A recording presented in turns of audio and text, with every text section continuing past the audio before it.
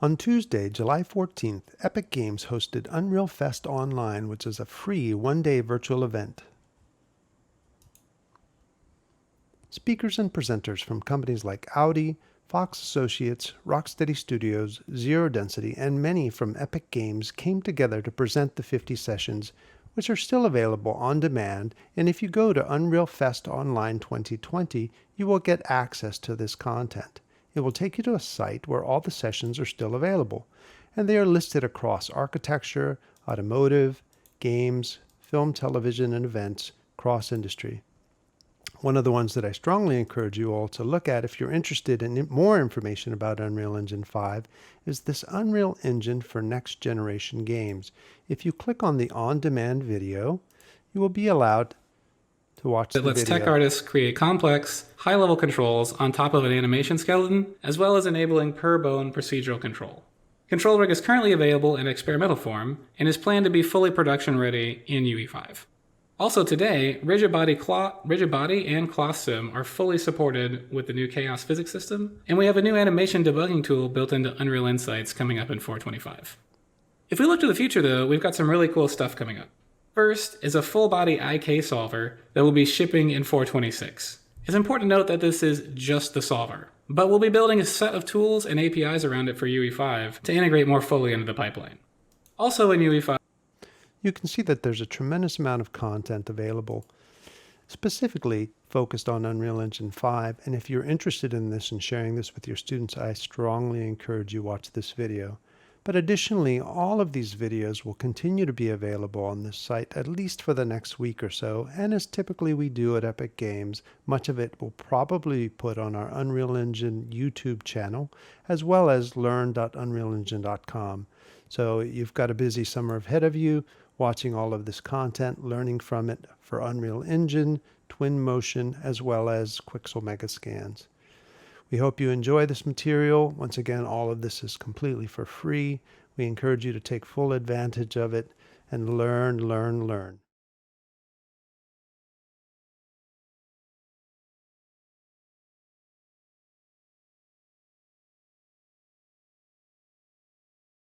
Hello, everyone, and welcome to today's stream.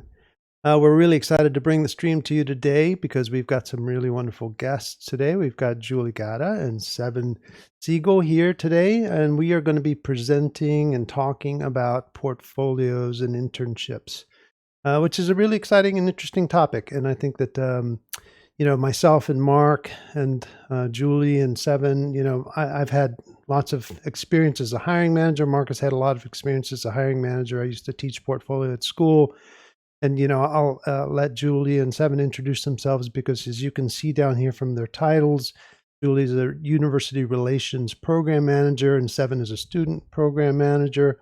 And, this is a really important topic because we're just kind of in a different world right now. And I think that it's a good opportunity for us to talk about what it means to build portfolios, what recruiters are looking for in portfolios, and really kind of the world we live in and what it means to, if you're, teaching students, if you're working with students about building good portfolio material, what to put in portfolios these days, how to go out and get internships.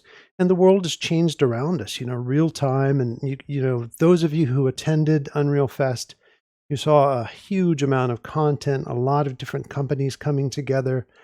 From the automotive industry, the architecture industry, and there's everyone looking for real-time developers these days. And I think that there's just not enough of us, right? And so, this isn't specific in any way to sending portfolios to Epic or internships at Epic, even though, we may talk about that stuff. I think that the goal of today is just to get together and talk about, experiences that we've all had in advising about building portfolios, advising about, how to help people get internships and that sort of stuff. And it's a great opportunity to have a wealth of experience and to talk about these things. So, let me first welcome Mark back, who's, always great to have on the stream. He's got a tremendous amount of experience. Mark has been a trainer for many years in the film industry and has been with us at Epic now for a little over a year now, or how long has it been? Just nearly a year. Nearly a year. Just nearly a year. Yeah, it's Working cool. throughout Europe and with all the academic institutions there. And we've got Julie in the lower right. Would you introduce yourself and tell everyone what you do and who you are and all the fun things that I know but they Yeah, don't? absolutely. So hey guys, I work at Epic. Has been here for years now, leading the intern program, and basically was hired to build an early career program here. And so my focus is recruiting interns and new grads, um, gaming in real time, and have always worked in gaming in the gaming industry in some capacity. Prior to Epic, I spent about 8 years at EA, doing very similar work within recruiting and HR functions. So mostly within the university space, I ran events, I've recruited, I've seen all different parts of the pipeline, building relationships with schools, with academic partners. I've probably looked at hundreds of thousands of resumes across many profiles and disciplines. So excited to share some thoughts and answers. Thanks. Perfect. Perfect. And then we've got Seven Siegel, who's, done a lot. You'll tell us a little bit about it, but I first became aware of Seven a couple of years ago when we were on a judging panel together for an Intel game competition, but then even more aware when you were working with Global Game Jam, and you've been working with us now for, I don't even know. We're coming up on a year, Yeah. actually. Yeah. A little short of it. Please Yeah. introduce yourself and tell us what you do for Epic. Sure. Yeah. So I, as Lewis mentioned, I manage the student programs. I consider that as simple as I help students that use Unreal Engine succeed, whether that's first learning the engine or they're amazing and it's helping them get placed into internships and jobs. Really, that's the main focus of my job, is just helping those students succeed. There are so many people that want to get into game development and just the real time visualization industry as a whole. Film, movies, TV. It's an exciting place to work. It really is. And so it's hard to get in. And thus, like, a lot of my programs are based around, okay, how can I help these students who are stellar, the ones that are really putting in the great work? How can I help them make the move into their early career? And so a big part of that is portfolios. Portfolios are so important. You can have the best resume in the world, but if you can't actually show what you've done, it's hard to get a job. Yeah, So, absolutely. yeah. And prior to this, I used to run Global Game Jam, as mentioned. So I've seen a lot of jam games. So I just judged the UE4 Spring Jam. Some of those games were amazing. So cool to see. But it's for another live stream. Awesome. So, I see a couple things in the chat, and we'll be certainly answering questions, as we go along. Yes, there is a little bit of flicker goes on, and you probably see it in Julie's camera. It's just part of the deal today. We signed up for it, and we're going to enjoy it. So It's just a special effect. whoever can count all of the flickers and get the count right, you will have counted all the flickers and gotten the count right. So you win the award of being correct. So good on you. You may also notice that Tom is in the stream. He's in the chat, and he'll be here joining us. He's got a class he's going to teach, not too long from now. So he's not on camera with us, but he is with us, in the chat, and he's with us in spirit. But he's also preparing some material for some class that he's going to teach in a little while. So we appreciate him being with us and helping us out with this, and just sort of being with us in spirit all together. So part of the reason that I wanted to give you a little bit of extra background about it, we did travel a lot, prior to us sort of going all into lockdown, and Seven and I traveled, a fair amount together, and I would listen to Seven present to students, and a lot of the things that Seven would say to students and even to instructors about, how to prepare to become a professional and to stop being a student, become a professional, are a lot of the same things that I would say. And then uh, I would invite Julie and I would invite other recruiters to come and present at other educational events, and we would go and do recruiting events. And, we end up saying a lot of these things over and over again. So it was really poignant and I think a great opportunity to come and do this on a stream, because these streams, we take the VODs from Twitch and we put them on YouTube. So for those of you who are not aware and you're watching the live streams, you can always come, in a couple weeks or mid next week and find the YouTube link to the stream if you have something else you need to do today, if you are not able to stick around and watch the whole thing, and this is important and you want to be able to access this material, it's something that we make available for sure. But this is really important stuff because things are kind of changing out from under us, right? And there's a lot of mistakes that we end up seeing. So if you're a hiring manager, if you are a recruiter, if you spend a lot of time with students, you end up seeing these things over and over again. And I think it's because it's the nature of people, right? To say, well, I've done a lot of work. I want to show all my work, and you end up seeing quite a few portfolio mistakes, and you end up seeing a lot of things that somebody should just help and tell people, hey, if you do a little of this and if you do a little of that, and if you learn to self-edit, things get a lot better. And I think we want to just sort of bring some of those things up to light.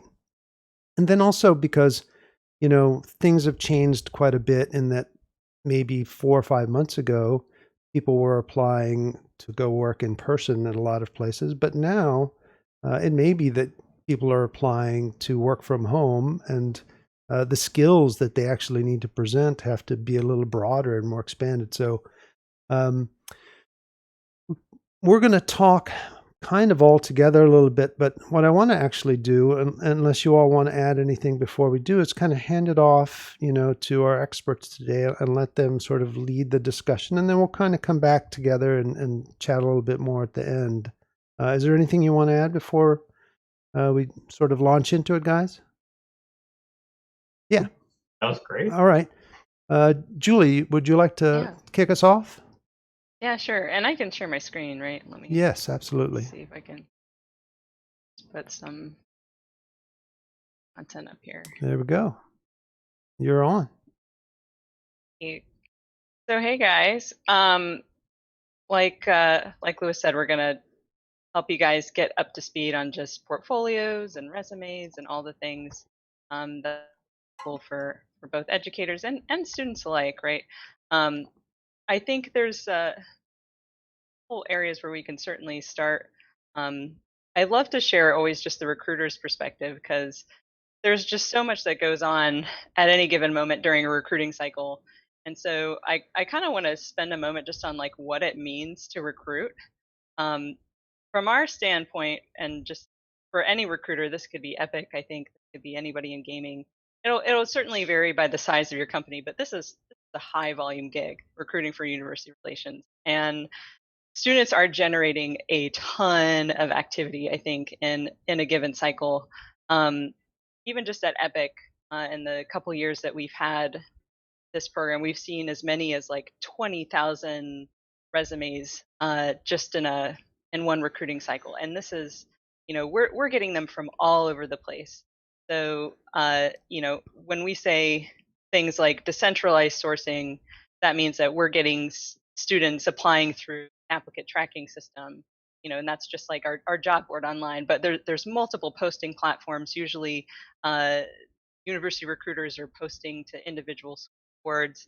We're recruiting from various events, so that could be, us visiting a school or doing a remote event to a conference, right?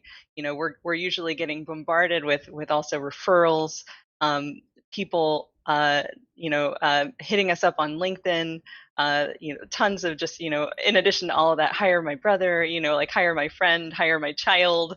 There's a lot that kind of comes at us. So it can be a little bit noisy, right? And I think, folks want to always figure out like, how do we sift through that noise? How do I stand out? In all reality, we probably only hire less than 0.5% of the candidates that apply, right? When you're talking about thousands and thousands, And an internship program the size of probably like here, and larger companies could be hundreds, and a really large company more than that.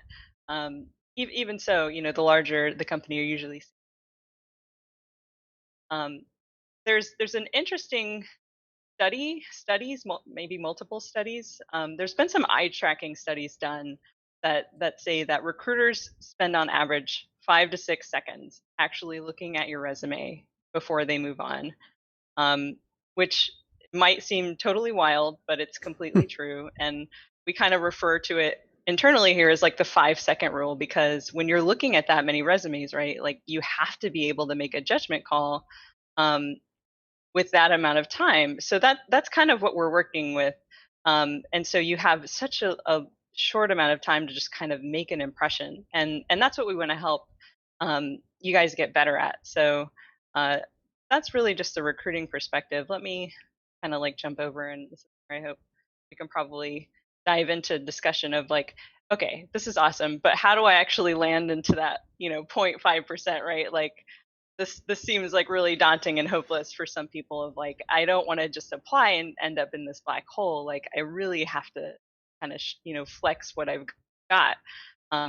So you have to stop that clock, right? Like you have the 5 seconds. That is going to be truth for pretty much I think anywhere that you apply. So you have us for this average of a few seconds. That's what you have to work with. We basically need to go from knowing absolutely nothing about you to exactly what you're good at, not just what you're good at, but why you're good at it, right? Like, so how do you do that? The way that recruiters lives can be easier is for you to basically help us help you, right? Make it easy for us.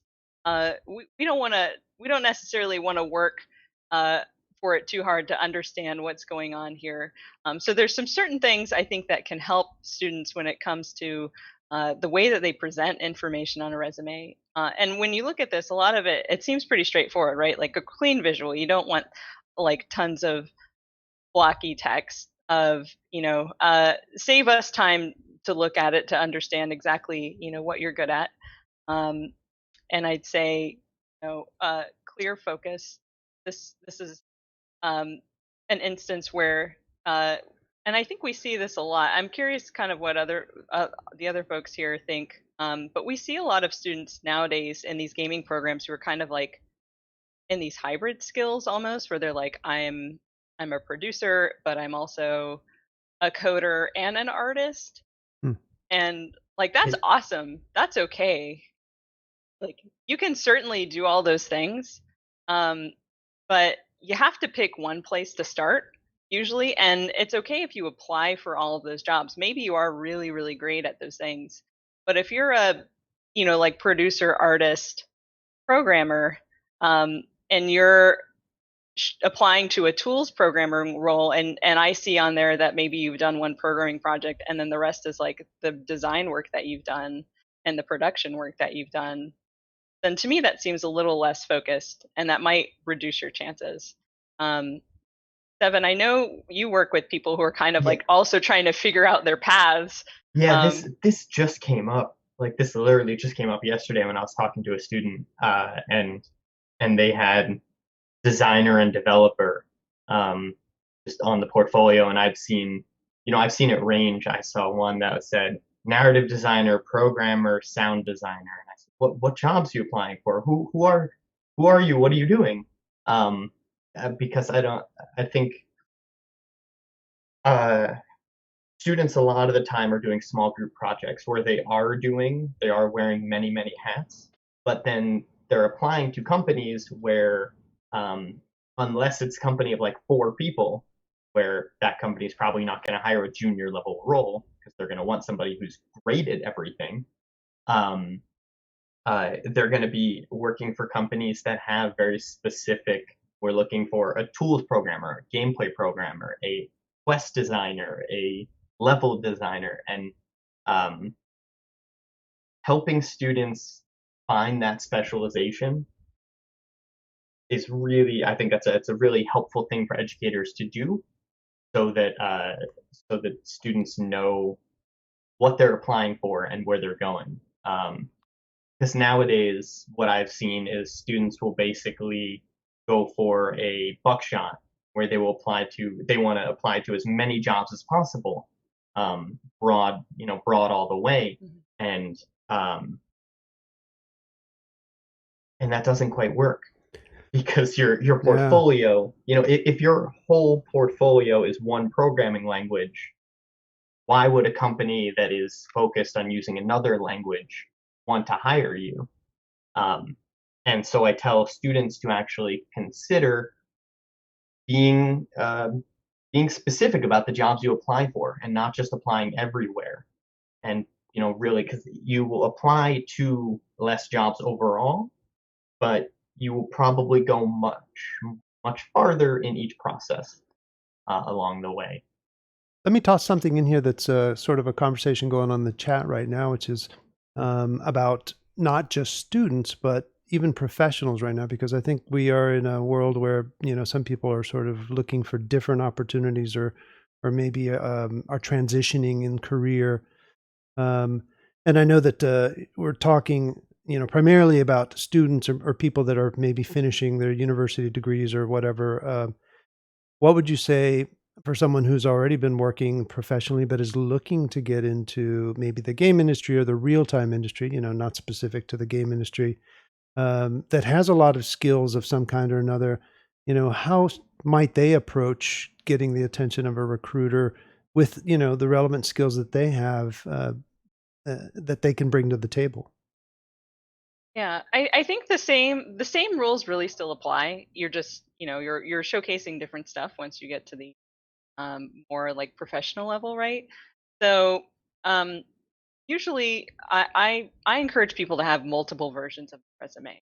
If you're doing the example that Seven gave, where you're like applying the same resume to 20 to 40 different jobs, like it's a low chance that that one resume fits all of those jobs. Like even if you really think you're qualified, maybe you are, but you want to make sure that and you don't have to have like the resume be night and day, like completely different, but make deliberate tweaks along the way to showcase different things. And I have a good example story of just like this is an intern that we hired very recently, came out of a grad program, and she very much was like a technical producer and a programmer, and she very easily could have done both jobs, and she basically did exactly that. She had two versions of her resume.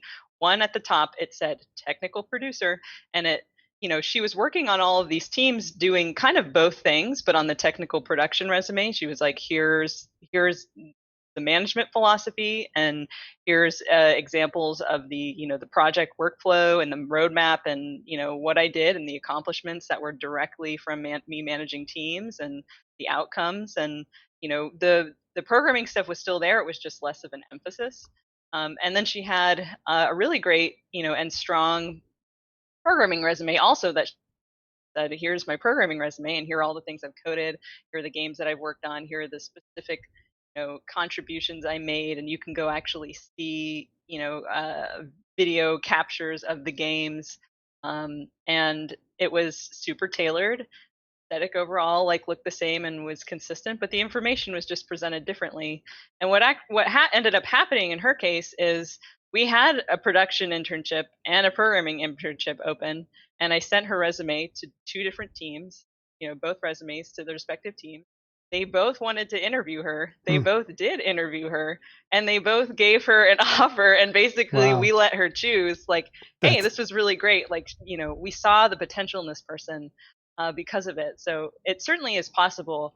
The programming team in her case, like, definitely convinced her. They were like, programming is superior, like you will join the programming team, and she did. And a happy ending in this case, because we ended up converting her to full-time. But just that's amazing. That's a perfect example of how to go about it. Well, let me ask you a follow-up question really quickly, because it just popped into the chat as well, which is it can be, I think, maybe a little easier to sort of visualize what a clear visuals and a clear focus are for art and design type portfolios and or CVs. But from your experience, Julie, and even your Seven or Mark, How do you look at a programmer's CV or portfolio and advise or provide insights of what you've seen that's as good for a programmer in building CVs and portfolios? Sure. I would say, formatting, it can be pretty consistent across resumes, no matter what profile or discipline you're coming into. I would argue that you can fit any resume onto one page, like nature intended. That, like, unless you were a PhD and you just have to put your, lists of publications or something like super specialized. And I would probably say, the easy to scan, easy to understand. What I mean really is that your resume just needs to be decipherable, right? Like, I can tell that you've read the job description. Yes. Have you actually read the job description for the role you're applying for? Or is it just verbal diarrhea of programming languages with no explanation?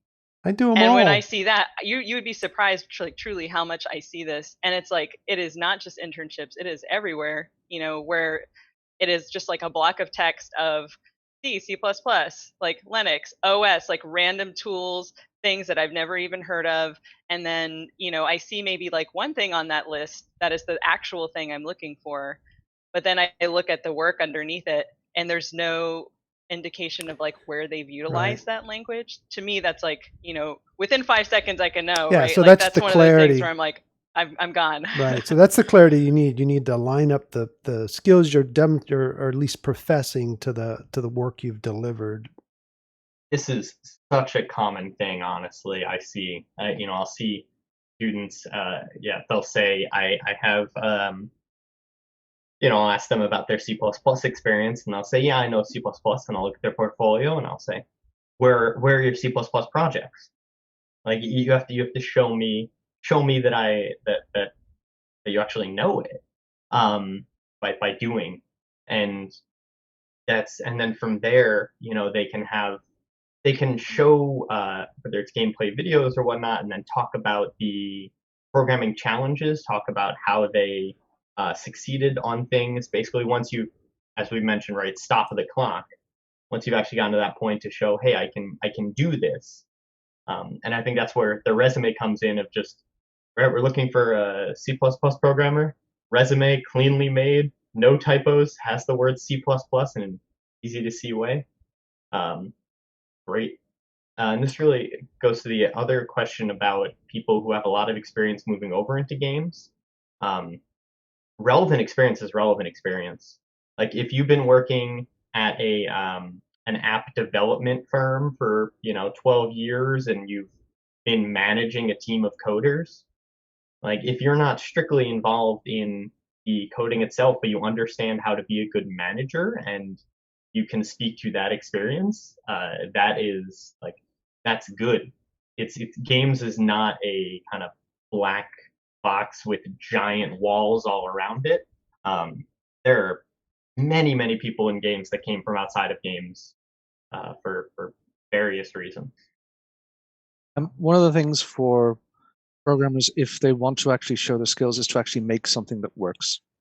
And it's really important to be able to do that. If you have anything that actually demonstrates a skill, it's really easy these days with the materials we have available in our marketplace and with things like Megascans to just make some sort of a demo. If you have artist friends, work with them. You have designer friends, work with them as well. But have something which actually shows your skill. Yeah. Do you advise that? I mean, do you like seeing GitHub repositories from programmers? Do you go to the GitHubs of programmers and check out their code there or anything like that? Or do you send that to the hiring manager? Is that something that's advisable if you're applying for a tools programmer role or an engine programmer of some kind or a gameplay programmer to say, yes, please submit your GitHub so that we can go and look at your code in that way? Yeah, I wouldn't say that it's necessarily mandatory, and different companies may feel differently. I don't think it's gonna hurt you to put on there, because the managers that I've mostly worked with, if they're not going there, it's simply because they don't have time. But some Right. of them, they may be curious, and if they do have the time, they can pop in and just kind of see exactly what you have in there.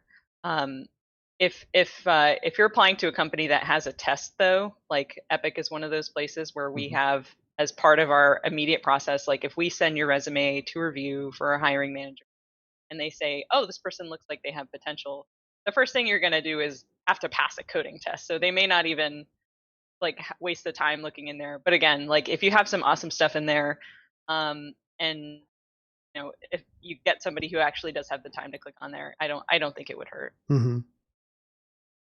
Unless it's bad code, then it'll hurt. Right? Don't be bad. That's don't be bad. Don't be We're bad. assuming that your code is great. Well, everyone, I mean, everyone in this chat watching this stream right now, we know they're very, very smart because they're in this chat watching the stream right now. Yes, so. They showed up, right? Yeah. So these are easily top people. Yes, of course. Now, we're still sort of in this first slide of yours here, and there was another question I thought that was kind of relevant because we're talking about people transitioning, particularly in this time, and somebody popped in there that they're older, but they're still sort of in the junior realm of development, right? So do you ever see stuff come in that's maybe from someone who's in their 30s, who's still sort of looking for that entry level, maybe junior animator, junior designer, but they're older, right? And I fit into this because, I had a whole career before I got into, film, television, and games, and I started in my 30s. It didn't hamper me in any way. It was the 90s, so everyone was new back then at a lot of this stuff. But how about now where there is, a larger pool of talent? Do you find that in any way to be a liability for someone to be older and being in that junior pool of talent? Or, I mean, I think legally it can't, but, do you have any advice? Yeah. Do you have any advice or anything for someone? I personally think that means that maybe they have a little bit more maturity, but what do you think? Yeah, I'd agree. There's certainly no age limit for things like internships, right? Like, and you can go to college at any age. I think it's just a matter of where you're applying and the level of skill you have and the way that you showcase it, right? Like, if you had a whole different career before you started games and maybe not all of it was relevant, right? Like, you probably just want to cherry pick what you want to include. And again, just make sure that that relevant stuff is there, because what's most important to us is not your age and even really your schooling. We most places, especially like Epic, we're pretty flexible about where you fit in at the degree level. You could be an undergrad, grad students, PhDs can be interns, even new grads in some cases. It really runs the gamut, and I think will depend on company. But what's most important for a junior level program is that we want to see that somebody can benefit from an internship, right? Like the where we would draw the line is going to be you have enough experience where you can apply for a full-time job. And if you can apply for that full-time job and we have openings ready for it, like that, you do not benefit from an internship, because the internship point is for you to, for people to bring in, folks with high potential skills and give them an opportunity to grow those skills, but also impress us, right? Because a lot of these programs are based around basically trial talent for full time, and so we need to see that mentorship, uh, you know, like value is there. Mm-hmm. So if somebody is transitioning, industries, maybe there are recent or relevant, projects or experience that they can incorporate.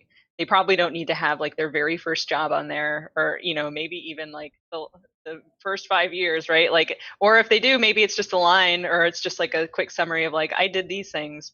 We had one of our lead designers here used to work in like Wall Street banking. He was like a day trader. Like he worked and like I think he had a history at Goldman Sachs or something, and now he's like a lead designer on Fortnite. Like, he just you can come from any kind of background and just make it here. You have to go beyond the classroom, and that's kind of Good what advice. we'll end up looking for is like, if you're going to school, that's great. If you're teaching yourself certain things, awesome. But It needs to not just be like your daytime interest, right? Like that, that in the case of that lead designer, I'm pretty sure he like went home every night and then was like learning how to design games and make games. And so if you're somebody who that passion is like translating through in these Unstoppable, obvious right? ways, Yeah. right? That's what's going to Undeniable. matter. Yeah. Yeah. Yep. I'm similar to Lewis. I've changed careers several times. They've kind of merged into a stream because one thing has got me interested in something else, which has then grown into my new career, and then it's followed on. And I really don't think there's an age bar for people coming into the games industry or visual effects or any of these industries. Again, as you say, for interns, it may be a slightly different position because one of the things when I was recruiting for internships is I was looking for potential that wasn't yet realized. And it's great to be able to give interns that chance. Quite often, if older people had applied for a role, they may actually get a full-time position in places I've worked before because you see they have a lot of life skills which are instantly applicable. So it wasn't a case they wouldn't be considered, but quite often it would be looked at as, well, this is somebody who has, for instance, my career was in background was in architecture. They have a lot of skills which are transferable.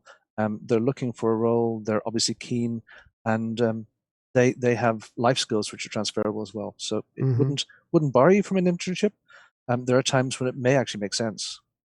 I also want to mention to the often, the mode student age of around 18 to 21. I actually don't know if that's the mode. I should go look up some facts and come back. But for that age range of like 18 to 21, a lot of them haven't really held, like, I mean, they don't have a career, right? If you're 18, you don't have a career, and that's okay. I would say two things around that, because this comes up a lot.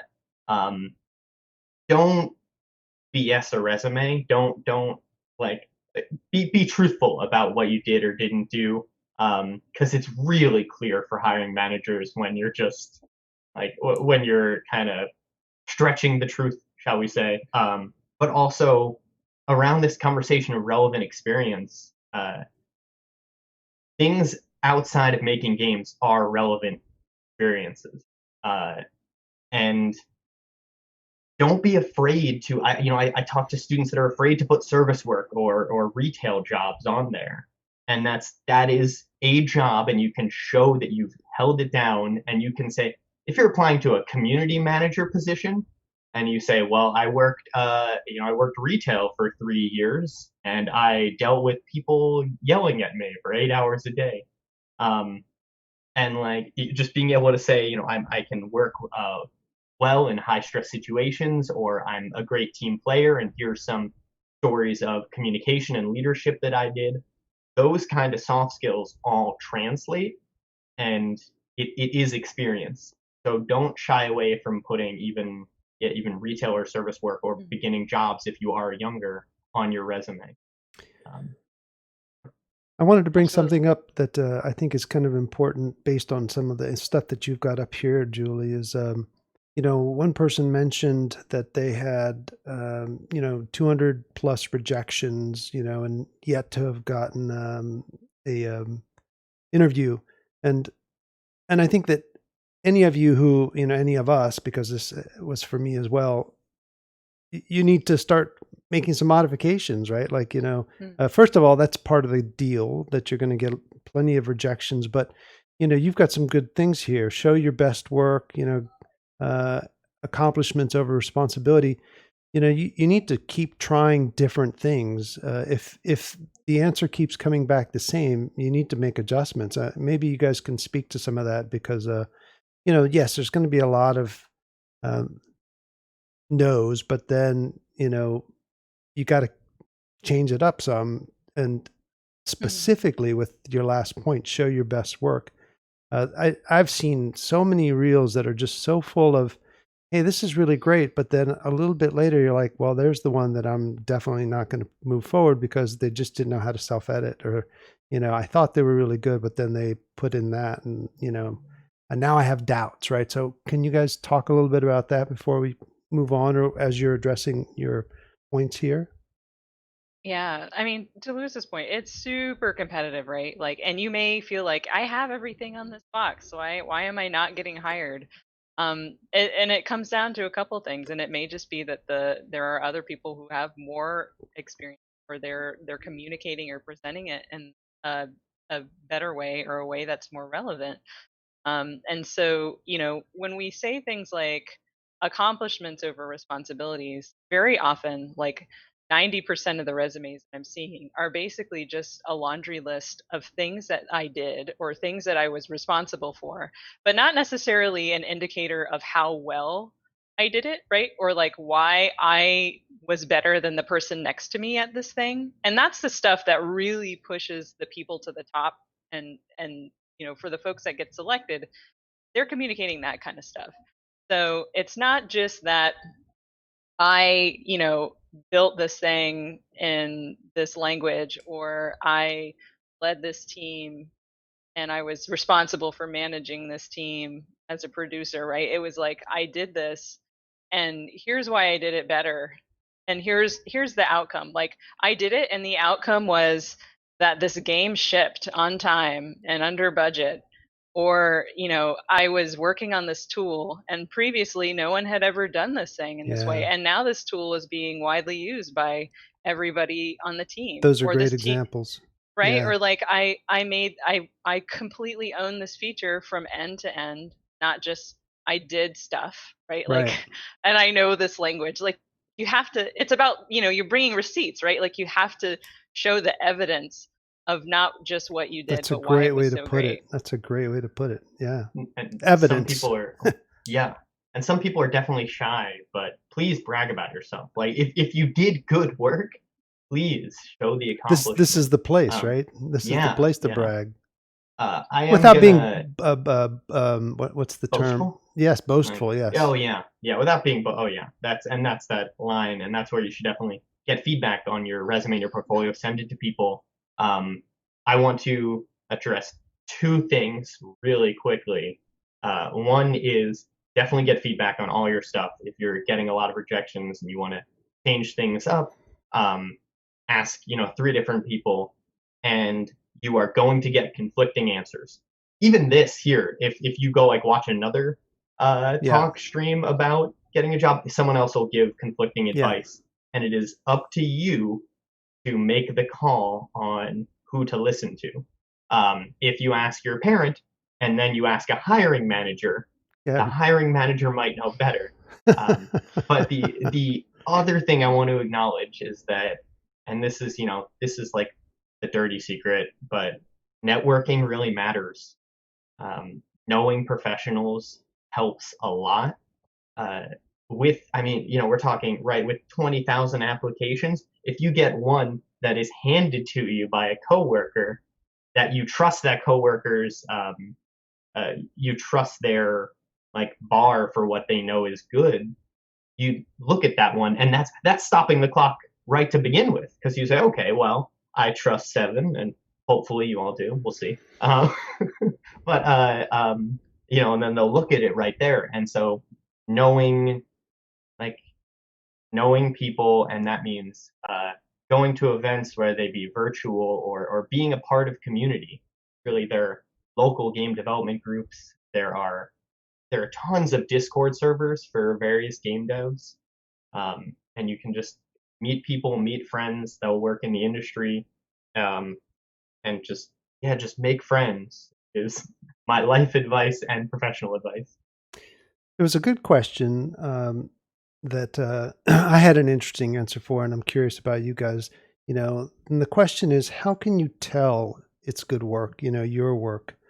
And when I was teaching portfolio classes, I would always make all of the students in my class specific to what they were building a portfolio for, whether they were trying to be character artists, environment artists, or designers, or programmers, or whatever. I would always make them in classes. They were, starting off, Google portfolios for that particular thing. So if you wanted to be a character artist, I was like, go Google, and then you need to go and look at the top 5 to 10 top hits. And if you're at least not presenting your material at the same level of quality, you're in trouble, right? So maybe it's not even as good as that, but your presentation has to be as professional, right? And so, Google is amazing, a resource for finding out where you sit, I think, in the ladder, because I always used to tell them too, nobody hires students. You have to start, even if you're still in school, competing as a professional. But I'm kind of curious, how you all would answer that question, because I think it's a really tough one. How do you look at your own work and say, is this good enough? Yeah. I think getting feedback is at every opportunity that you can, and some of those things is like what Seven mentioned, networking. Any opportunity, if a game developer is coming to your school and they're reviewing portfolios, you better be the first person to sign up and get your work in front of them, right? But if you don't have that ability, I think, there's some easy things that are still helping you go beyond the classroom and kind of like get some good feedback or even have some good guidelines. um, I think ArtStation is really great if you're an artist. In addition to just Googling, you go in there and you can look at gaming and you can look at trending and what the experts are doing.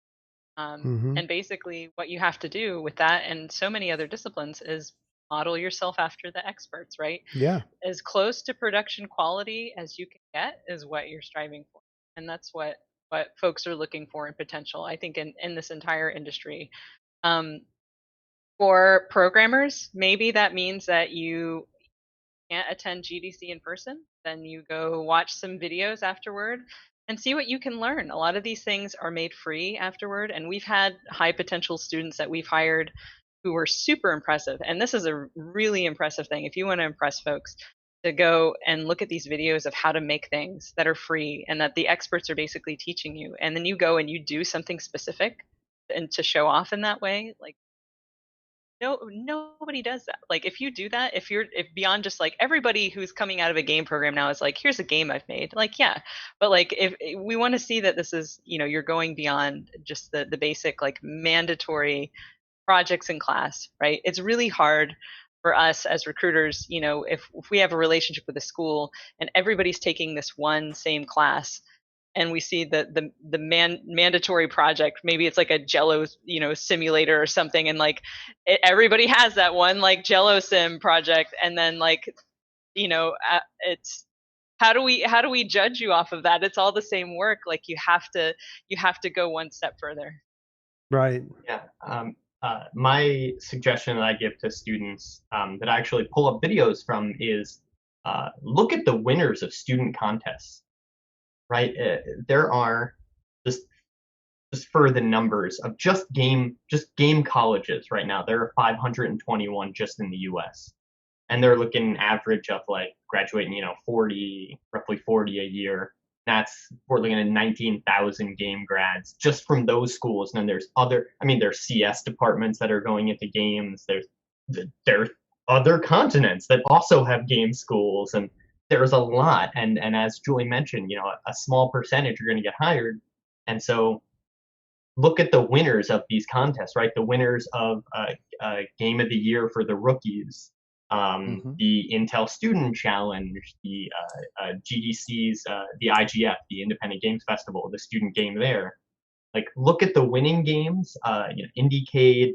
There's so many student contests, and ask yourself and be honest with yourself, like, what are they doing better? What are they doing better than what I'm doing? How can I get to that level? I show students all the time Spire, which was the University of Hertfordshire's, like they won Game of the Year for the rookies, and it looks like professional quality stuff. And I show them, I say, look, this is when I say top tier, high caliber work. This is what I'm saying. Mm-hmm. Yeah. Yeah, and when there's people out there doing work that looks like that, those are the ones that, that's the bar that gets set. Yep. I think something you should really strive for is as much criticism as possible. Some people are afraid of it, but actually look for as many different opinions as possible from people that you think have particularly valid opinions. And remember that their criticism is of your work, not of you as a person. Some people are afraid to put their work and show it to people, which really limits them. And I've seen this with some students. They start off doing great work and they reach a certain point, but they don't actually seek that level of please critique this, which means they get stuck. Mm-hmm. I want to address one note I saw in chat about game jams. So I used to run the largest game jam, and I'm very proud of it. And students participate quite a bit. Game jams are amazing for a ton of reasons. One of them being to get good at something, you basically just have to do it 10,000 times. Every time you do it, you're just going to be better, right? If you make 10,000 games, your 10,001 game is going to be way better than game one. So game jams are great for that, and they're great for understanding scope, and they're great for actually, closing out a project. It's hard to put them into portfolios because most game jams don't look good. They look visually, 48 hours or less, and so they're rough around the edges, and they have bugs, and they don't look great. And if we're looking at the 5-second rule, hiring manager might see a game jam project and think, ooh, without realizing that you did it in 48 hours. And so that is the difficulty of having game jam projects in your portfolio. Yeah. Speaking to the amount of time that work takes is something else which can be important. I've seen on occasions people who do tremendous work, but it may take them 6 months to do a single piece. So at times it's something which not necessarily to put in your portfolio, but to remember this when you do get to an interview is explain the process and how long things take. It can actually help you. Wow, we got off on a really good tangent on that slide. Yeah, I wonder, what's the next slide going to hold? Yeah, the next one. So the next slide is actually all the things to not do. Oh, awesome. So this is the stuff that, after looking at thousands of resumes, I just want to maybe call it a PSA of like, please just don't do things. We spend a lot of time talking about like the awesome stuff that you definitely and this is a little bit for, I think speaks maybe more to portfolios, but also some resume stuff, right? So please don't turn your resume into an infographic. I see so many students who do this, and it makes me cringe every time. My resume is one giant bar graph and pie chart of things that are impossible to read and have absolutely no meaning. And it may look cool from a graphic designy standpoint, but 10 out of 10 managers are not going to move forward with it unless maybe you're applying to the graphic designer who makes infographics. There was a really funny and kind of sad story, or maybe just like a recent memory of like a resume I had looked at that this person, I don't think had any projects listed, but it was just like a pie chart of soft skills that they had. And it was like 50%. It said like 50% productivity, like 30% organization, like 17% communication. And I was just like, I certainly looked at it for more than 5 seconds, but more just like in disbelief of like 50% productivity. Like I want somebody who's like 100% productive, like only 17% communication. Like, like please, like you are going to shoot yourself in the foot so hard when you do things like that. Like it's so much better. And like you will just, people will love you if you just have a simplified resume that just explains the things that you're good at, gets right to the point on the stuff that you're trying to tell us. Again, remember, we're going from we know nothing about you to why is this person not only good for this, but like we know confidently that they have what it takes, or at least have that potential. So another thing, and maybe this opens up more of a discussion just around like how we format portfolios or what we'd like to see in portfolios is don't make us hunt for your projects. I see people really, there's like a debate of like how do I present my work I have a resume, but I also have like websites and projects. Certainly make it easy for us. Try to think of like the user experience behind, who has to view your work, because there's recruiters, but there's also hiring managers who don't have a ton of time. And if you've got 3 different website links on here, like it's already a little bit of a problem and a guessing game if we're short on time. And if we're going to a personal site, maybe we have additional clicks to click on. And if it's not clear, where we should be going and where we should be looking, it becomes really challenging for us to see your potential. I think Seven, you had mentioned yesterday when we were chatting that it's almost like you want to design your portfolio as if you're like designing a game, right? Like the game is called How Do I See Relevant Work in 5 seconds or less, right? Like, okay, start. Cool. I see, 3 portfolio links on the resume. Which one do I click on? I guess I'll click on this one. Hope it's great. And then I'm like, okay, this is a picture of a 2D cat and it's not very good. Okay, I'll assume because you're confident in showing me this picture that it's equivalent to all of the rest of your work. I've moved on now.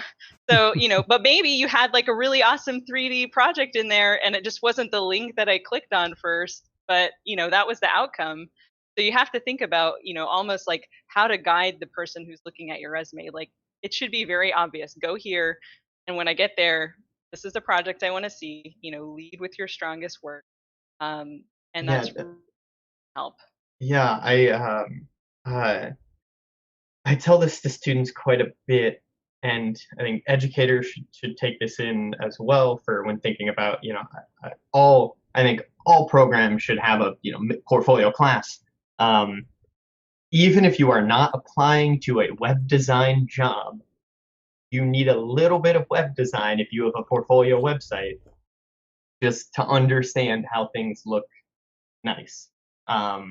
And the biggest advice that I give to students is have your best project first, right? Have it right in the far left, like right upper far left, right, where people see it immediately, or just but also please in web design there's a concept of above the fold and below the fold. When a website loads, everything you see immediately is above the fold. Anything you have to scroll to see is below the fold. Your work should be above the fold. So many websites for portfolios, they'll start with like a giant photo of themselves and I am this, and just immediately we want to see the best work right then and there. Yeah. I think that's definitely a really good way to look at it. If you're doing a demo reel, or if you're doing something which is, particularly say for animators, that they need to actually show something which is animated, start with your best work and finish with something which is very strong as well, because leaving a good impression at the end, because somebody may have sat through 1.5 minutes, so they will remember the stuff that they saw at the start if it's particularly good, but also finish on a high note. Yes, start with good, the middle should be good, and the end should also be good. Yeah. Right. Like leave the bad out. Yeah, leave the bad out. When you have the stuff that is maybe like the early beginning stuff that you learn, and like it's not as good as the rest, but it's still in there. Managers tend to think you don't know the difference, right, between like the bad and the good. So everything in there should really be intentional, right? You should think about it truly. Like, is this going to make me competitive? Is this like a work in progress that has bugs and is not polished? Like, absolutely, if it is polished. like maybe just wait, or it's okay. I would much rather see only one art piece or one game or one designed level that's polished and bug free and like amazing than 10 mediocre pieces or one like pretty good piece and then like 4 really bad pieces, right? Like to me, like just that one thing is gonna will get you there. That's okay. Like you want to be as strong as you can. Yeah, the way that it doesn't work is that, you're like, oh, I have a character, so I'm going to put my character in there, and I have a level, so I'm going to put my level in there, and I also have 2D artwork in there, and then I also have figure drawing, right? And so no one has the time to go, well, I'm going to go through this thing until I find something I can hire this person for. That's not the way it works. And the other way it doesn't work is that, I did all this stuff for class. I should just stuff it into my portfolio. You need to edit and polish and say, this is what gets me work. This is what presents me as a professional, not what I got a B or an A on in class, and that's what makes up my portfolio. It is, you're competing with professionals, even if it's for internships, in many cases, I think, and that ability to self-edit is critical, critical, critical. Yep. I think one of the things I've seen on occasions, I've interviewed people who've had a very strong portfolio with maybe 1 weak piece in it, and they've come to an interview and you go through and you ask, what about this piece? And they start giving you excuses. And that's a red flag, because why have you put it in here if you know yourself it's not good? That's a real thing. Another thing to consider is with your best work, it should be your best current work as much as possible. Sometimes you think, well, this was the first 3D model I did and I thought it was awesome. Yeah, it was awesome 2 years ago, but now you've come a long way and it probably isn't your best work now, even though you've got an emotional attachment to it. That's also one thing, that the emotional attachment. Yeah, be critical about your own work, and don't do. This is something that I have seen, and I get it. It's emotional and all of that. Here's where I started, and here's where I am now. Kind of like progression. Just don't show us where you started, right? This is like, we don't want to see all your work. We want to see the finished product. It's not like a question in math class. You got to show all your work. There is one other thing, which is showing your work can be great, though.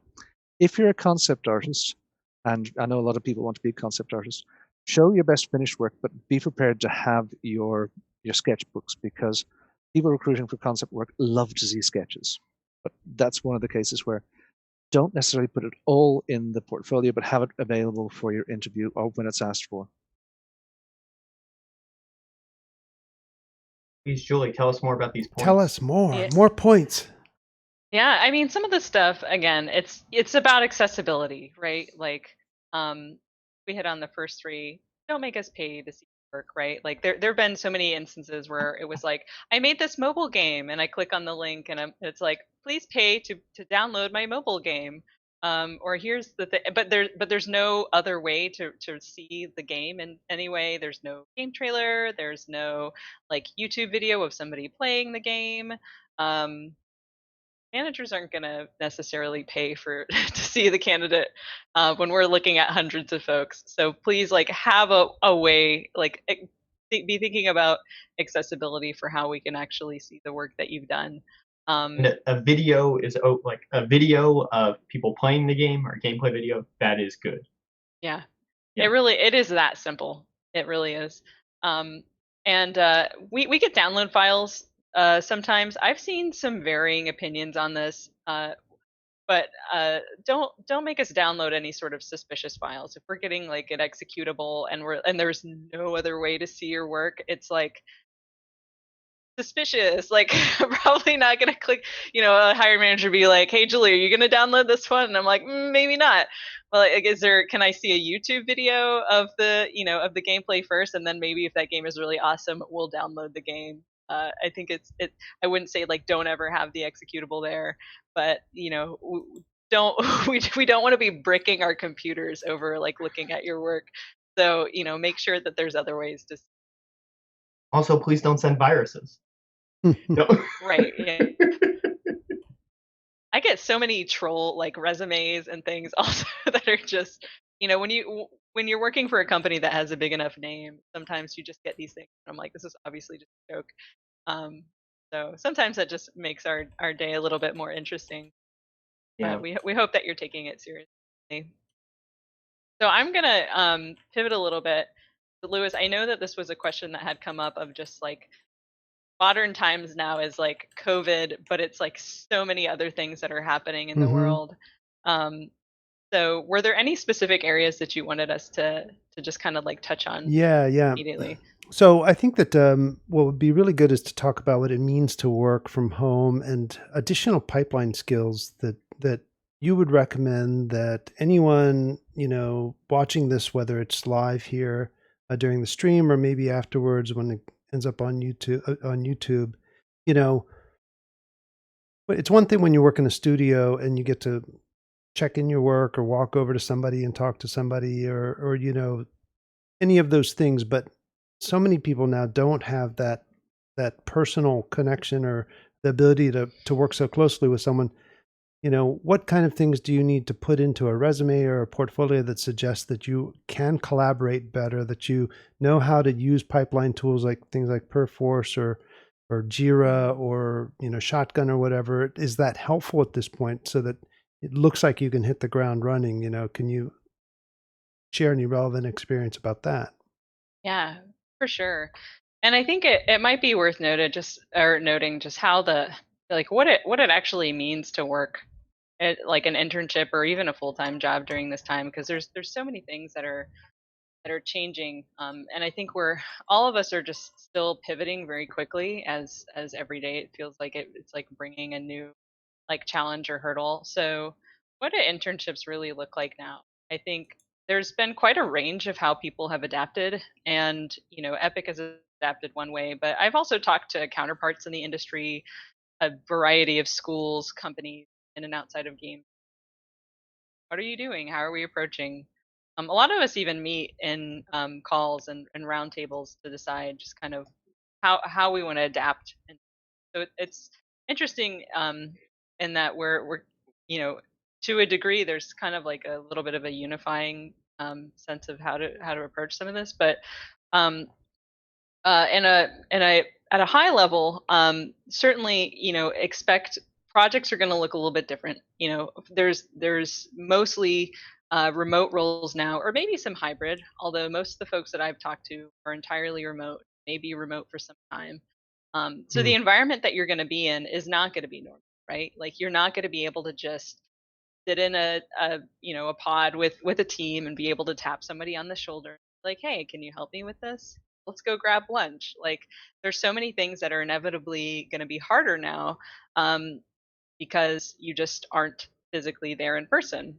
However, folks are still hiring, right? And we're making it work, and it's just kind of for us now adapting to this new normal.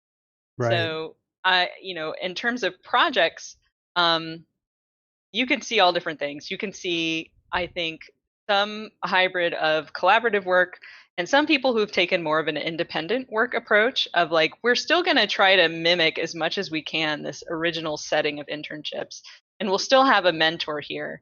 But you're just going to have to like work a little bit harder to stand out. And it would be probably beneficial if you knew some of these tools because managers might have a harder time training you. Hmm. There might be this other approach that I've seen a couple teams and folks do where they're just putting you more on like these independent projects. So maybe we're hiring somebody who is we just are confident is a little bit more autonomous, and we can give them something that basically is like more self-contained, right? So you can just go off and maybe the mentorship isn't as heavy.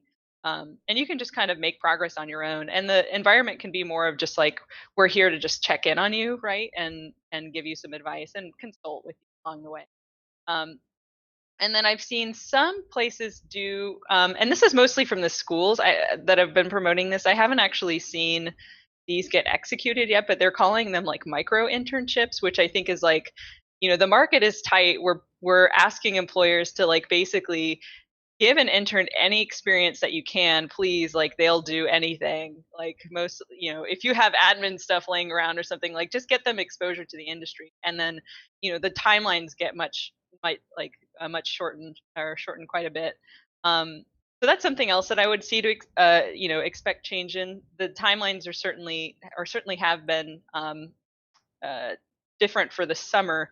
I've seen some folks within gaming who've shortened their timelines, meaning we started a little bit later, and the internship was like 8 weeks instead of 12 weeks, which was normally a 3-month internship. And we're seeing students that are, going back to school and on different timelines too. Maybe their school is having them start sooner, or maybe students are just unsure of what to do, so they're skipping a semester. So there may be companies out there that can hire you on a different timeline. There may be students that are available on a different timeline, but we just can't expect it to be normal. And I would just, keep an open mind that there's always going to be kind of like this pivoting nature to how we kind of approach things. Get really familiar with these tools like Zoom, with Slack. Right. The primary ways that people connect. I think it's certainly going to be tougher for folks that are traditionally introverted to make connections, and programmers looking at you, this is overwhelmingly you guys. Like, it's going to be hard. Like, the teams aren't really used to even just kind of like having to do this normally. I think we were all very much in this sort of reactive mode at the start of March, when it's like a lot of people go remote, of just how do we maintain a basic like functionality of of like the productivity that we have. Like, can we get to 75% productivity? That sounds amazing. We have families and children and various stressors at home. So trying to think about how to make company culture in a remote environment is also just like this interesting approach. So basically, what I'd like to say out of this is that when I talk to interns now, uh, as we're recruiting them, I very much communicate the expectation that they're in the driver's seat.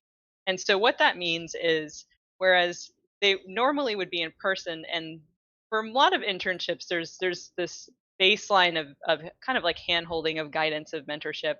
Um, and there's still that for a lot of places, but you're going to have to drive things a lot more on your own than you would have previously. And what you put into an internship experience, whether that be in person or remote, is really going to determine what you get out of it, right? Like, it is almost like this choose your own adventure of like, do you want to just be the person who's just kind of like sitting there and tasks are assigned and you're like doing the task and then it is completed and then the next task comes?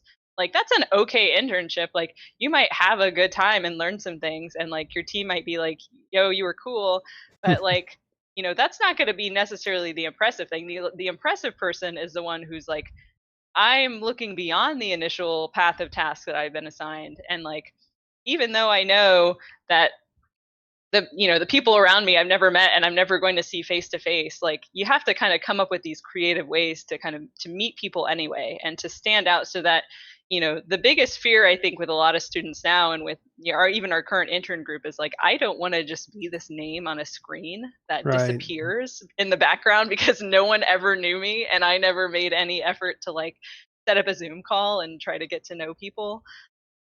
So when I think about skills, really, what I'm trying to, I guess, like, evaluate of like what's important now, and maybe kind of jumping into next slide of like what's important now more than ever, is really mostly going to be soft skills, right? Like, I don't think there's a Hmm. ton of hard skills that are going to change. Like, the requirements I think are very much the same within gaming, of like, we look for these things for these profiles, and the way that you present skills is largely going to be consistent.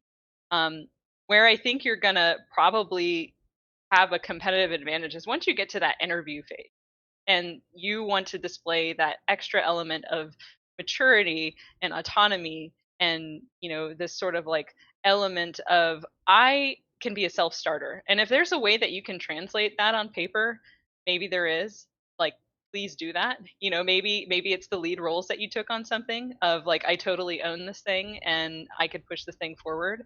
you know uh, Evidence of teamwork and collaborating with others is really going to be important, because um, you know you have to kind of push things forward. And if you're just kind of the person sitting here waiting for somebody to come tap you on the shoulder and assign you something, um, again, you might not have as much of a rich experience as the person who's like, I know this may be uncomfortable to like go introduce myself to these people that I don't know in this intimidating environment where these are folks are very senior and this is AAA and I'm scared, but you do it and then you realize it's not as scary, and then you're better for it, right? Like you have these connections that you've made. And again, it's just, this goes back to networking, right? Like if you're doing these things already in your spare time, which I think you can as probably practice for your, during your job hunt of putting yourself out there, then it becomes far more easier once you actually start the internship, stand out, and to kind of like forge these connections.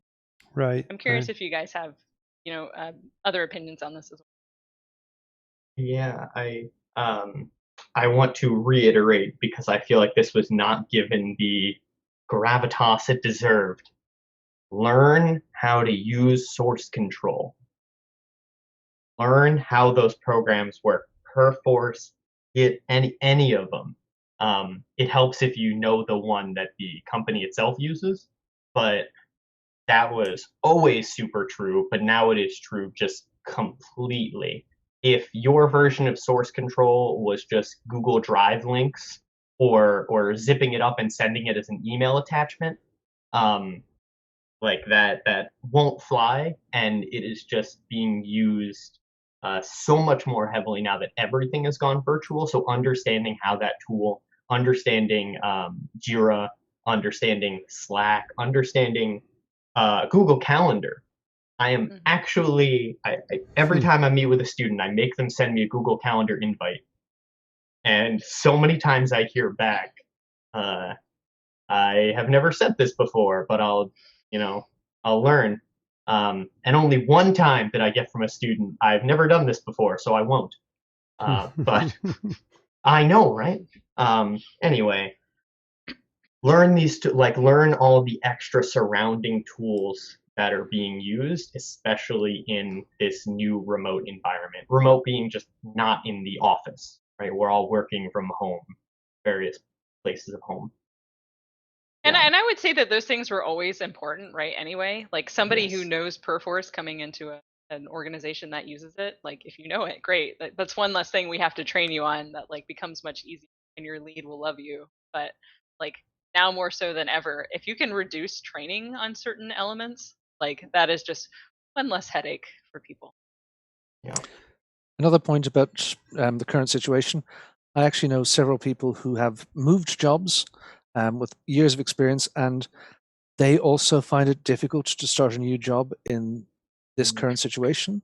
So be aware that I know that quite often interns and people in their first jobs feel a little bit like a fish out of water, and this is going to make it a little bit more difficult for them. Other people are experiencing difficulties as well. Say that this feels odd, or I'm not sure how this is working in the current situation. It's one of the things that people with more experience will be able to do. So when I did my first 10 jobs, I didn't experience this kind of thing. Just if you're finding something hard, say it. I wanted to bring up something that I think is pretty relevant in the way that Unreal Engine in particular is sort of evolving, and the way that Epic is sort of evolving, which is the advice that you all would give with regards to students, with regards to even professionals, with as much work there is right now for real time and Unreal Engine in particular, for putting things in their portfolio that come from the Epic Games marketplace, all the free content that we give away, things that are not created specifically but used well by artists, designers, and even programmers, right? Like you can now go and get these blueprints that are amazing for animation, any number of things. What are the best practices that you recommend for citing things that you don't specifically create, or that you get from marketplace, or that you migrate out of an Unreal project and put in yours that you didn't make, but still you used effectively, or you tech arted to the next level, or whatever the case is? What advice would you give to this group or anyone watching this after the fact? I can start with that one because I just saw a demo reel recently, and one of the really clever things that they did, which I don't know if it's clever or common practice for good demo reels, was in each scene they specifically had at the bottom, just in the text, responsible for X. is responsible for everything, or responsible for everything except modeling, or responsible for rigging, texturing. Like they were very clear. This is what I did to bring to the project, and because like in the professional world, that's understandable that you're gonna not do every single thing in a project, as long as you're honest about it. We see with like the whole Quixel library, all the megascans and all 3D assets. Professional companies, right? They don't take their artists that they're paying very well and say, all right, you focus on the grass. They could just buy a grass texture and save hours of time. And so those companies do that. Uh, so it's not like they're going to look at it and be like, well, that's a not professional thing to do. But you just have to be honest about it, because it's also obvious especially if you're doing something like pulling from the Megascans library and then apply to Epic. We use that library too.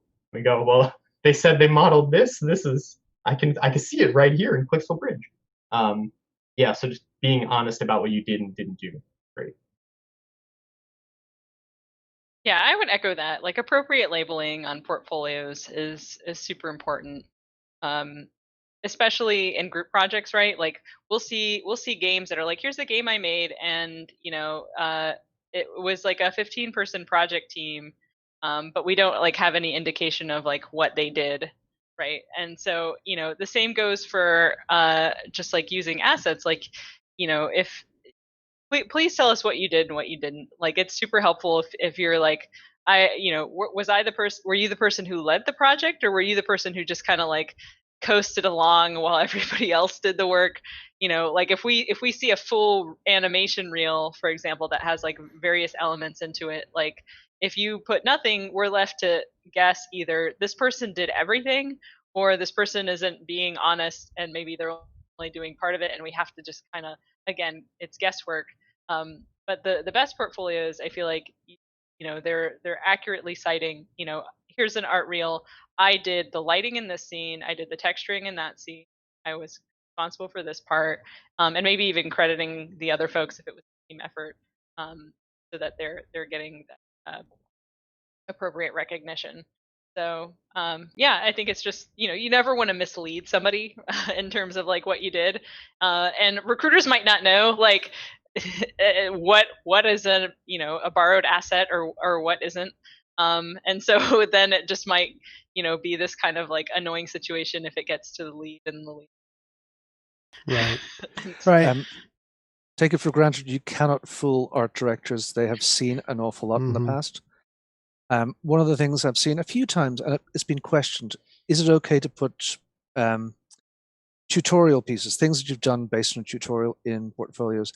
And I think my attitude is it's not the best thing in most cases, but in some cases I've seen really well done and it's been credited. I base it on this tutorial because quite often it's people who are learning online, for instance, I base on this tutorial, but they've taken it a bit further and they're honest about it and they've actually done a really great job, which at times, it can be your best work. If it's your best work and you've brought it to a level of excellence, then I'd say, yeah, include it. But in general, if it's something which is original, it helps. I think just to sort of follow up on this a little bit, with the engine and the amount of content that's released through Epic Games and the specializations in Unreal Engine, if you focus on lighting, for instance, in Unreal Engine, that is a really in-demand skill because there's so many ways to approach something like that. If you focus on effects, what I've seen a lot of junior developers or younger people get stuck on is like, I have to make the whole thing, and then they instantly get overscoped and they introduce so much mediocrity into the work because you just can't do it all right. And so, will you look at reels and go, wow, that's some really amazing lighting. I don't care if they didn't model anything, or, if all of it is just focused on lighting, or if all of it's just focused on, environmental effects, or if all of it's focused on audio, or things that are, maybe just UI, hey, I don't care what all that environment is. Look at the UI. I'd kill for more UI people, I mean, there are these specializations that I'm sure you never get enough of, which is UI artists, effects artists, pure, um, good lighting people that know how to do either dynamic or, some specialties. Can you talk about um, how that relates to what we're discussing specifically here in this segment? Yeah, I mean, these specializations are super important, and even the ones that you called out, like effects, is super in demand. And that's how we hire with internships too. Like if we're looking for art, it's very rare that I think we will ever just post certain channels. Maybe more at the experience level because those people can come in, they've had some more experience, maybe doing different things. Um, but we're hiring for environment art. We're hiring for people on the interns. We have a hard surface intern right now. Like all that person has to do is just that thing, right? Mm-hmm. We're hiring a lighting person, just like Lewis mentioned. Like you do not have to feel the pressure to do all of these things. You can just focus on that one piece because again, that's what we're going to be looking for if we're looking for a portfolio for that discipline or that specialization. Um, I just want to see good lighting, right? I want to see good texturing. So I know it becomes a little tricky because there's not necessarily when you're in the academic setting, they don't really go that deep or that specialized, especially on the undergrad level of like there are not tracks, right? So I think, it might be up to make a call. Part of your academic experience is going to be trying to figure out what you have a passion for and what you have a knack and an interest for, or where your strengths are, right? And so there's got to be some experimenting there, but at some point you may have to choose. This is the thing that I'm good at, or this is the thing that I want to specialize, or at least the starting point, right? Kind of going back to the beginning where we were saying it's okay to be interested in several different things. Mm-hmm. When you're an intern or a new grad, though, you have to pick one place to Mm-hmm. start. So I think that's probably how it'll tie to maybe what you choose to put into your portfolio and what might make it through to a lead's desk for review. But for sure, Julie, I think just one real quick point: if you want a job, focus on things like effects, and UI and things that are so hard and rare to find people that are really exceptional at. I'm sorry, Mark. Go ahead. tech art. Yeah, Tech for art. sure, tech art. One of the things which I hear quite a lot is recruiting for T-shaped skills. So that's having one deep skill set and a broad range of other things. That's the T. Yep. T. But yeah, people will generally, so far as I've seen in my recruiting history, they'll recruit for something that you're excellent at, and it's great if you have other things. The areas I've seen. I can speak to myself, but I've been with you three. Often when I see the jobs that are available, tech art is definitely one. I have C++ programmers, especially those focused on networking and AI, because those are really difficult topics, which are not meant for beginners really, are in like definite high demand. And we mentioned this a little bit, but I want to draw specific attention to this. There are many, many industries that use Unreal Engine that do not make games. At a game company that uses Unreal Engine, many people there know Unreal Engine. At an architecture firm that uses Unreal Engine, less of the people there know Unreal Engine. And thus, you are able to be more impressive to them because you be more unique and a much better asset to the team. And that also allows you to demand a higher salary because you can, when they hire you, because obviously they're going to want to hire you, you'll say, okay, well, look, I'm bringing this knowledge to the table that you all want, but only one other person at this company has. So you got to pay me more. Mm-hmm. We saw the studies. Not a bad deal. The job study said Unreal Engine knowledge led to a $14,000 on average salary increase over people that didn't have it. I think as well for anybody who's working in Unreal, having some level of technical understanding and being able to use Blueprint and being able to do a certain amount of almost making your own tools. So technical art is like lifting that to another level, but being technically able to do things will actually increase your productivity and make you more valuable as well. So we are running about an hour and 40 minutes now into the stream. And so we're going to, if there's one, maybe two more questions that anyone in the stream has that they absolutely want to address, please go ahead and put them in there. But I did want to sort of add one more thing and get your all's opinion about this. I know that I've had students who jumped into Unreal or jumped into, complicated tools like Houdini and ZBrush or whatever, and they may have gotten a little intimidated. And so they leaned on things that they maybe did better, whether it's writing or any particular thing. And then, they really insisted on applying for jobs that I think tend to really be reserved for very experienced people, in particularly game studios or other places, things that are hard, lead designer roles, narrative design and things like that. What are your opinions and what advice would you give to people that are like, well, I'm not very good technically, I'm not very good artistically, I need to apply for narrative design positions in a, big company. Are those realistic goals for young people, junior developers and so forth? I mean, if we're talking about narrative, I think there's not really hot job market for narrative design and writing specific. I do get asked that a lot too, of like, I want to be a designer, but I want to like be a writer. I'm really interested in story games I see.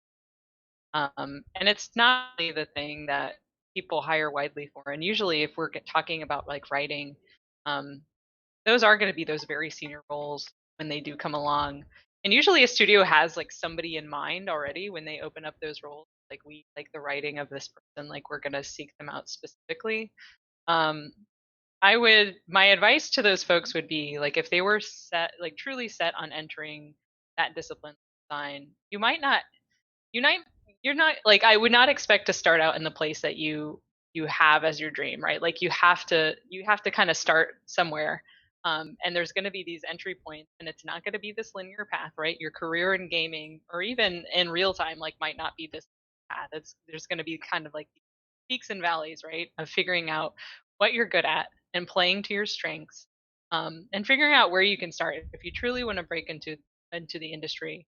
And then figure out, what are those entry level roles, because you're not going to be able to just finish, in most cases, a, a degree program in production and then be the lead producer for a game. That's just like, it's not how the world works, right? Like you have to have prior experience in that area doing that thing. And so it might look like a non-traditional path, but yeah, for some folks, if that is the end all be all, or it's just going to be that or nothing, then it might end up having to be nothing, unfortunately. But if you're super determined to kind of break in, you have to start out, maybe glamorous stuff, and kind of honing your skills and learning. And it will be a little bit of trial and error, and some of it is self exploration, right? I think that's also part of why we have internships. Is for us, it's to assess your potential. For you, it's also to polish your skills, but to figure out, is this the thing I want to do? Because sometimes you go through an internship, and at the end, you're like, that was okay, but I don't know if I want to do that. Like, I think I want to try this other thing. And that's okay. Sometimes it turns out that. Mm-hmm. So I have done a lot of research into this about when we say not a hot market for narrative design, we mean narrative design jobs. Just to be clear, companies do not have them. Even very story-driven games like the most recent God of War didn't have a narrative designer, had a creative director, and so that's where we say that these kind of the writing jobs, the idea jobs are more higher level. That being said, because I get pressed on this because many students want to go into writing, I did a lot of research. There are some entry level narrative design or writing jobs. They will mostly reside in the mobile game market. This is what I want to like. We're talking about the less glamorous jobs. I had a friend of mine who was working on a Disney Princess app, writing the daily quest dialogue, and that was a that was a game writing job. But it was not, it's different than you're writing the story for Last of Us 2. But that was a game writing job, and not very glamorous, but writing in games. And I think a lot of students think, I want to write the plot, I want to write the characters, and a lot of that falls to the creative director. Um, the other one that comes up, barks. So when you run by a character in an open world game and they go, hey, hi, uh, you have like maybe 12 of those, and they'll put an entry level narrative design person on. Okay, write down 15 different ways to say hi. Write down 12 ways to say how you doing. It's actually really really hard to do after a certain level, but it's not. You're not coming up with the backstory for this NPC. Not coming up with it. It's just uh, barks. Yeah, it's gonna Yeah. be super grunty. But Entry level design roles can be very Yes. grunty. and they're really few and far between. There's not a lot of them, and so what I tell students is, you want to be a game designer, be a technical designer. All designers should be technical designers. If your only programmatic skill is in Microsoft Word or Google Docs, like, you're not going to get hired compared to the person who can also work in Google Docs and put what they wrote into Engine and make an experience. And so that's the technical skills are really going to be the ones to get you in the door. Yeah, the writing skills, it's just going to be hard if there are even jobs available. Well, we are about to wrap up, but I want to give an opportunity for Julie, Seven, and Mark to provide any final thoughts as we close today's stream, and remind everyone that the VOD will be available, and that in a couple days this will be available also on YouTube, so that you can rewatch all this great information that everyone's sharing. Ladies and gentlemen, anything that you want to add? And others?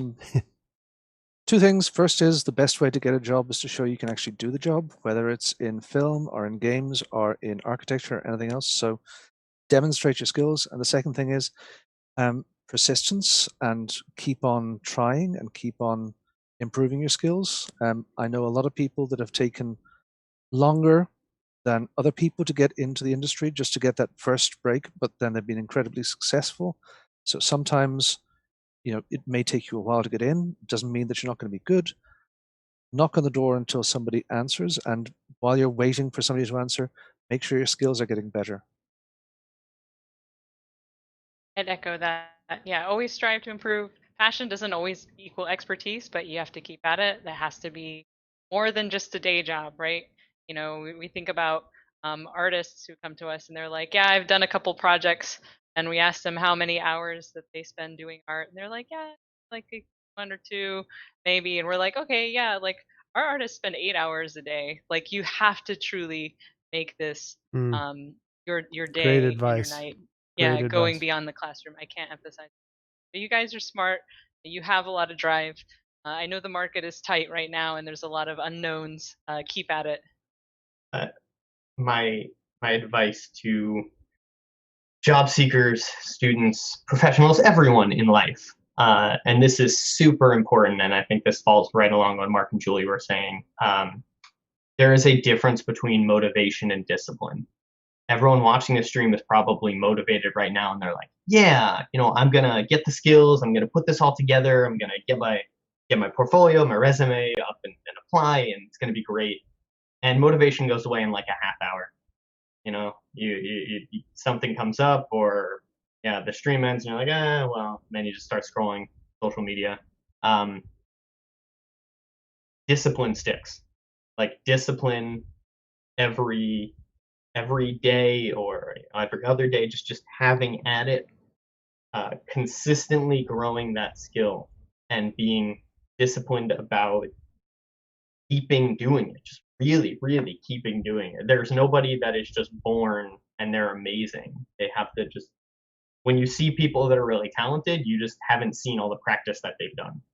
And so please figure out what you need to do to get your own discipline. That will help you achieve any other thing, so long as you know how to put in the work.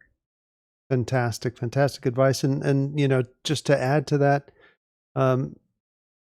remember that a hard drive full of unfinished work is nowhere near as valuable as a couple of really good finished pieces. So, you know, don't overscope. Unreal Engine is free for everyone to download.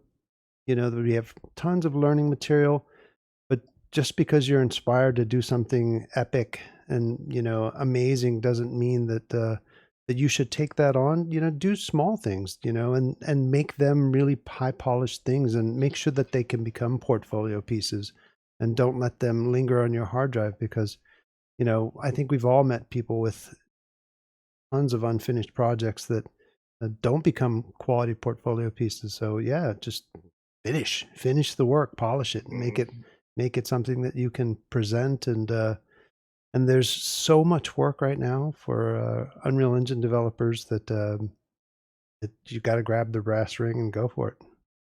So thank you all very much for attending today and sharing this time with us. Thank you very much, Julie. Thank you very much, Seven. Thank you as usual, Mark.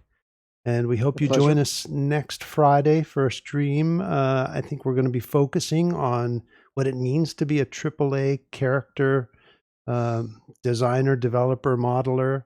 And so that'll be a very exciting stream. We're actually going to focus in a little bit and get a little tighter. So please join us next Friday at 2 p.m. again, Eastern Time, for another exciting education stream.